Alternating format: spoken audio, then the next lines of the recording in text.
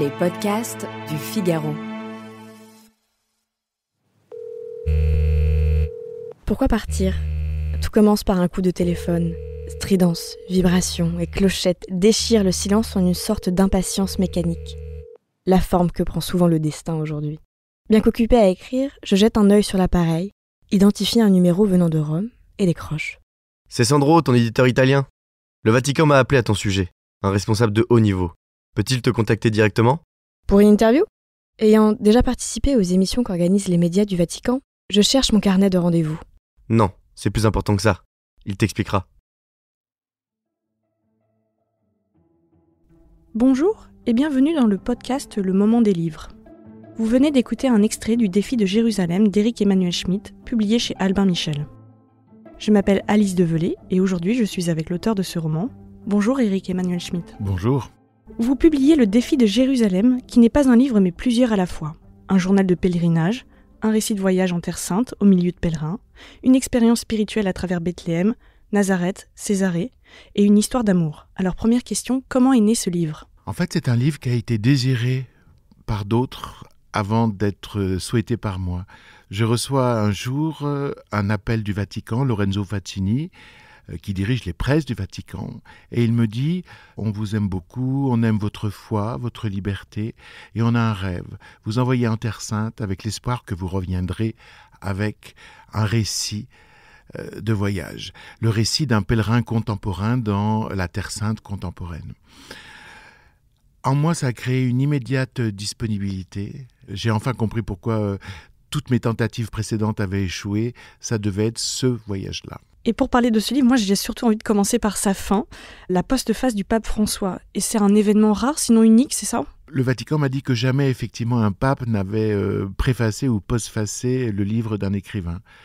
Mais ce pape-là, François, n'est pas comme les autres. Il pense véritablement que chaque chrétien a une compétence et que la compétence du christianisme n'appartient pas à l'Église. Il s'est fait élire en disant « Je vais rendre l'Église aux évangiles ».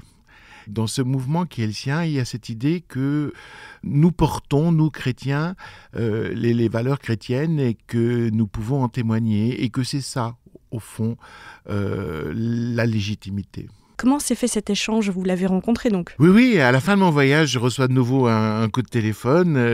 Il m'attendait au Vatican et donc je suis parti à Rome. J'avoue que j'étais très impressionné. Vous savez, moi, dans ma vie, j'ai rencontré des présidents, des rois, des reines, des dictateurs. Ça ne m'a jamais impressionné parce que le pouvoir ne m'impressionne pas. Mais par contre, l'accomplissement spirituel, la hauteur spirituelle, c'est quelque chose qui me rend très timide. J'étais vraiment un enfant en arrivant devant lui. Il a eu le don de me mettre à l'aise. Moi, je voulais l'écouter, il m'a fait parler. Et c'était en italien donc ? Alors lui parlait en italien, moi je comprends l'italien et je lui répondais en français qu'il comprend très bien. Ah oui, d'accord, bon, très bien.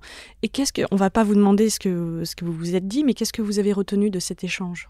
J'ai vu un homme qui était totalement dévoué à sa tâche, corps et âme, et le corps souffre.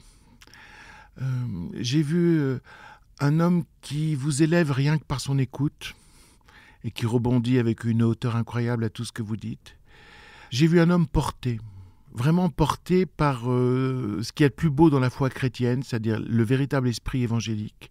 J'ai pas vu un chef d'État, j'ai pas vu un chef d'Église. J'ai vu véritablement quelqu'un qui est complètement irrigué par les valeurs chrétiennes et qui essaye de redonner ces valeurs chrétiennes à l'Église comme priorité. Son attitude par rapport à la pauvreté, son attitude par rapport aux migrants est véritablement d'un humanisme évangélique. Et aussi son attitude par rapport aux autres religions, qui est d'aller au-devant pour provoquer la rencontre et puis d'admettre la différence. C'est quelque chose de très fort chez lui et à mon avis de très important dans le monde contemporain. Dans ce livre, donc, vous revenez sur votre passé d'athée, votre cursus de lettres qui a approfondi votre paganisme, et puis vos années à l'ENS, où vous-même vous êtes devenu un athée instruit. Et puis en 1989, dans le Sahara, vous devenez croyant. Vous avez même consacré un livre à ce sujet, La Nuit de Feu. Vous dites que le désert ne vous a pas christianisé, mais qu'il vous a fait croire. Et c'est plus tard, avec la lecture des évangiles, que vous êtes devenu chrétien. Alors question, qu'est-ce que c'est pour vous être chrétien ? C'est vrai que mon expérience mystique dans le désert était une expérience spirituelle et non pas religieuse. D'ailleurs, à l'issue de cette expérience, j'ai développé ma curiosité des religions, mais sans penser que jamais je ne m'intégrerais à une religion quelconque. Et puis, il y a eu la lecture des évangiles. Une nuit, j'ai lu les 4 évangiles, les uns à la suite des autres, et j'ai été évidemment bouleversé par cette idée neuve qu'il y a dans le christianisme, qui est aussi une idée folle, remplacer le rapport à l'autre que nous avons habituellement, qui est un rapport de méfiance ou d'intérêt, par de l'amour. Ça m'a tellement bouleversé que je me suis mis à travailler, je dirais, comme le normalien philosophe que je suis, le christianisme sous ses aspects historiques, ses aspects juridiques, lire autant de textes anti-chrétiens que de textes pro-chrétiens. Et puis ça a créé en moi des déplacements intérieurs. Et au bout de quelques années, je me suis rendu compte que à la question qui permet de définir le chrétien ou le non-chrétien, c'est-à-dire y a-t-il eu incarnation, résurrection, je répondais oui. Donc j'étais chrétien. La foi, la croyance, l'amour, la littérature en est remplie. Quel livre vous a donné cette sensation de foi, cette idée de grandeur peut-être ? Oh, il y a un livre qui est très très très important pour moi. Ce sont les Pensées de Pascal. Vraiment, Blaise Pascal est pour moi le philosophe de référence. Celui qui me fournit le plus d'instruments pour avancer dans la vie. Il est sur ma table de chevet. J'y puise une pensée, une autre... Et après, je réfléchis, je médite, et puis ça me contamine dans la journée suivante. Pascal est un auteur aussi puissant pour les athées que pour les croyants, parce qu'il a le sens du tragique, le tragique de l'existence. Je le lisais quand j'étais athée, je le lis depuis que je suis croyant, il continue à me parler. Quel livre vous a fait aimer lire ? Les 3 mousquetaires d'Alexandre Dumas. Malheureusement, quand j'étais petit, on m'a fait lire des livres pour enfants. Et ça, c'était une grosse erreur. Parce qu'une fois qu'on m'a fourni plusieurs oui-oui, j'ai dit « j'aime pas lire ». En fait, le sous-texte, c'est vraiment con. Et ça ne m'intéresse pas. Et fort heureusement, j'avais 8 ans, nous avions déménagé, j'avais perdu tous mes camarades, j'étais seul. Et pour combler cette solitude, j'ai tiré un livre de la bibliothèque de mon père qui avait une belle couverture, et c'était Les 3 mousquetaires. Et donc à partir de là, j'avais 4 amis, et surtout 4 amis pour la vie, et je suis tombé dans la littérature. Donc voilà, Alexandre Dumas, toujours. Quel livre vous a fait pleurer ? Je crois que le premier livre qui m'a fait pleurer, c'est Le Petit Prince. La mort du Petit Prince, c'est d'ailleurs une chose que j'évite toujours, même quand je relis le livre. Vous sautez les pages ? Oui, je ne vais pas jusqu'au bout. Quel livre vous a fait rire ? C'était 3 hommes dans un bateau. L'humour anglais. Je trouvais ça ahurissant, quoi. Ça me paraissait d'une classe folle. J'ai toujours aimé les Anglais pour leur humour. Alors après, ça a continué avec Oscar Wilde. J'aime beaucoup cette distance absolue qui inclut soi-même. Quel livre vous a mis en colère ?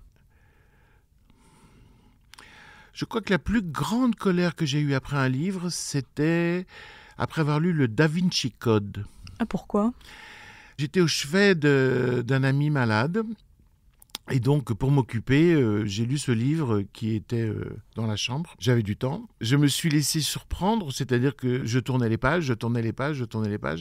Et j'arrive à la fin. Et là, je me dis, mais quelle connerie.